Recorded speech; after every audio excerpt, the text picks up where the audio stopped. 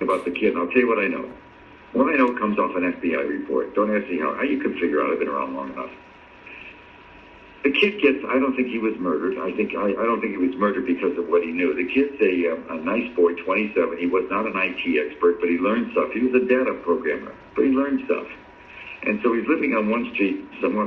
He's living on he's living in a very rough neighborhood. And in the exact area where he'd been, there've been about 10, I'm sure you know all this, there've been about 8 or 9 or 10 violent, robberies, most of them with somebody brandishing a gun. And the kid's hands, I'm telling you, I'm sure you know, his hands were marked up. The cops concluded he fought off the people, tried to run, and they shot him twice in the back with a .22, small caliber. And then the kids that did it ran. They got scared, didn't take his wallet. Okay, so what the cops do then, and here's what nobody knows, what I'm telling you. Now, maybe you know something about it. When you have a death like that, D.C. cops, if you're dead, you generally don't just go. You have to find out what's going on. You have to get to the kid's apartment and see what you can find. If he's dead, you don't need a warrant, but most cops get a warrant because they don't know if the guy has a roommate. You need a warrant, so they get a warrant. I'm just telling you, there is such a thing. They go in the house and they can't do much with his computer, his password. The cops don't know much about it.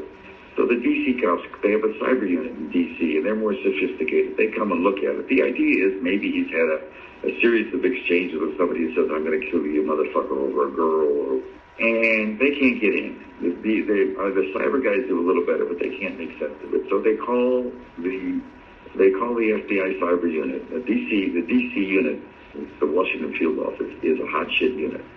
The guy running the Washington field office, he's like a 3-star at an army base. He's already looking for 4. You know what I mean? He's going to go with a top job. There's a cyber unit there that's excellent.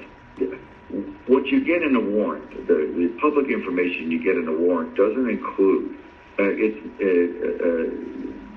it does not include the affidavit underlying why you're going in, what the reasons are. That's almost never available on.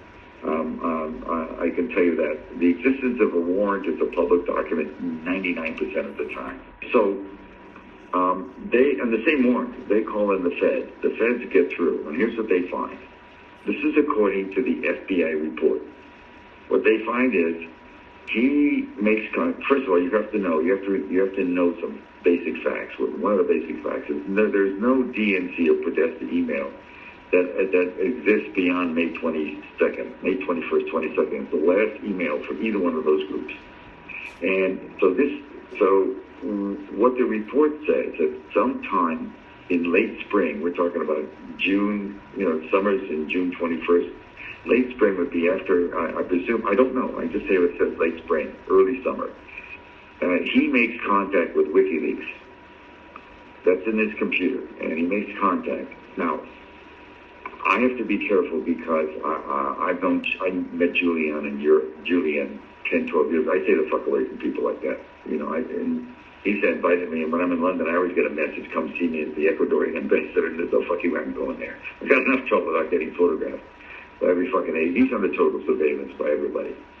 But anyway, they found what he had done. He had submitted a series of documents, of emails, some juicy emails from the DNC. And, by the way, all this shit about the DNC, whether hacked or wasn't hacked, but whatever happened, the Democrats themselves wrote this shit. You know what I mean? All I know is that he offered a sample, an extensive sample, I'm sure dozens of emails, and said, "I want money." That later, WikiLeaks did get the password. He had a Dropbox, a protected Dropbox, which isn't hard to do. I mean, you don't have to be a wizard, IT wizard. He was certainly, he's not a dumb kid. They got access to the Dropbox. He also, and this is also in the FBI report, he also let people know with whom he was dealing. And I don't know how he dealt. I'll tell you about WikiLeaks in a second. I don't know how he dealt with the WikiLeaks and the mechanism. But he also, the word was passed according to the FBI report. I also shared this box with a couple of friends. So if anything happens to me, it's not going to solve your problem. Okay? I don't know what that means. I don't know whether he was, anyway. But WikiLeaks got access, and before he was killed, I can tell you right now, Brennan's an asshole. I've known all these people for years. Clapper's sort of a better guy, but not rocket scientist. The NSA guy's a fucking moron. And the trouble with all those guys is that the only way they're going to make it to a board or two and get hired by SAIC to deliver some fat cat contracts is if Hillary stayed in. With Trump, they're gone. They're done. They're going to live on their pension. They're not going to make it. And I got to tell you, guys in that job, they don't want to live on their pension. They want to be on boards like they're make $600,000 for going to 4 visits. I have somebody on the inside. I've been around a long time and I read a lot of stuff. I have somebody on the inside who will go and read a file for me. This person is unbelievably accurate and careful. He's a very high-level guy. He'll do a favor. You're just going to have to trust me. I have what they call it in my business, long-form journalism. I have a narrative of how that whole fucking thing began.